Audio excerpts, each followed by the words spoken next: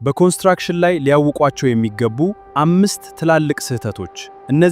እነዚህ ስህተቶች ገንዘቦን ያባክናሉ። ከመጀመሩ በፊት እነዚህን ይወቁ። ቤት ስንሰራ ልንሰራቸው የማይገቡ 5 ትልልቅ ስህተቶች። ሰላም ለእናንተ ይሁን። ቤት መስራት የሁላችንም ህልም ነው። ነገር ግን ትንሽ ስህተት ብዙ ኪሳራ ሊያመጣብን ይችላል። ዛሬ ቤት መስራት መገንባት ስንጀምር ልንሰራቸው የማይገቡ ግን ብዙ ሰዎች የሚሸወዱባቸው 5 ትልልቅ ስህተቶች አሳያችኋለሁ። ገንዘባችሁ እንዳይባክን፣ የምትሰሩት ስራ እንዳይበላሽ የሚያደርጉ 5 ትልልቅ በኮንስትራክሽን ላይ ያሉ ልንሰራቸው የማይገቡ ነገር እነግራችኋለሁ። የመጀመሪያው ያለ ዲዛይን ፕላን መጀመር። ያለ ዲዛይን ያለ ፕላን ቤት መጀመር በአይኔ አይቻለሁ ብሎ ዝም ብሎ በዘፈቀደ መጀመር ትክክለኝነት አይደለም። ትክክለኛ የአርኪቴክቸር እና የስትራክቸራል ፕላን ከሌለ ቤቱ ከተሰራ በኋላ ማፍረስ ሊመጣ ይችላል።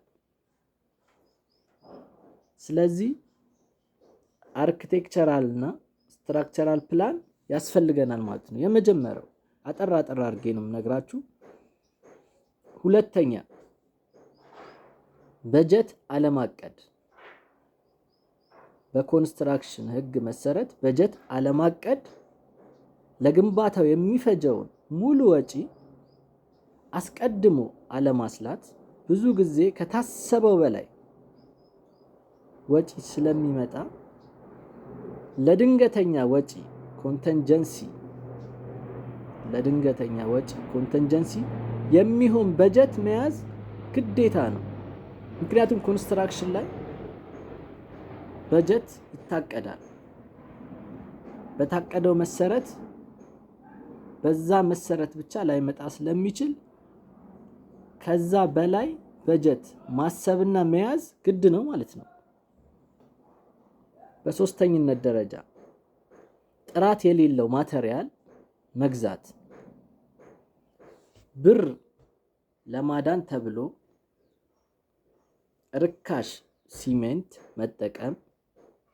ሲሚንቶ መጠቀም እንዲሁም ብረት ወይም አሸዋ መግዛት ይህ የቤቱን እድሜ ያሳጥረዋል።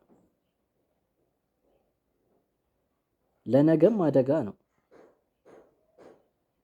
በማቴሪያል ላይ መቆጠብ ወይም ያልሆነ ነገር መጠቀም ለአደጋ ስለሚያጋልጥ ፈጽሞ አይመከርም። አራተኛ ኮንትራክተር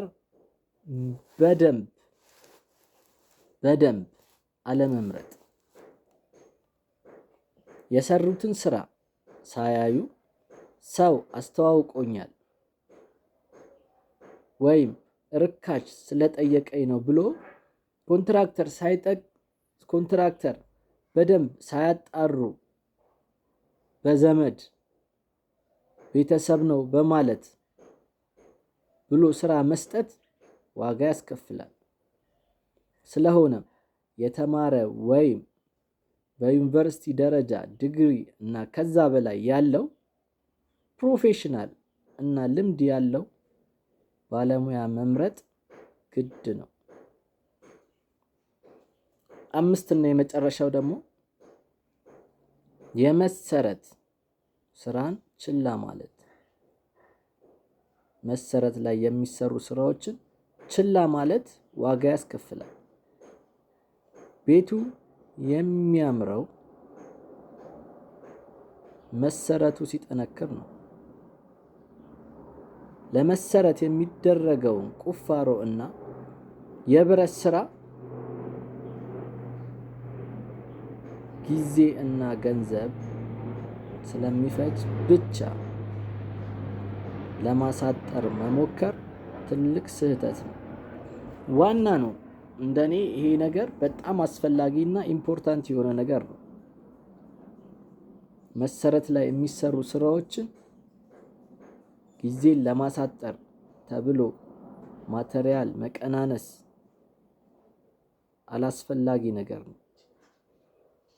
እነዚህን 5 ነገሮችን አጠር አድርጌ ነግሬያችኋለሁ። እናንተ ከ5ቱ የቱ ተመቻችሁ? የቱ ላይ ናችሁ? 5ቱም ላይ ብርቱ ናችሁ? ከ5ቱ የቱ ላይ ናችሁ? እሱን በኮሜንት አሳውቁኝ። እወዳችኋለሁ። ላይክ ሼር አድርጉት። ዩቲዩብም ላይ ስለምለቀው እዛም ላይ ኮፒ ሊንክ አድርጉልኝ። እወዳችኋለሁ። ባይ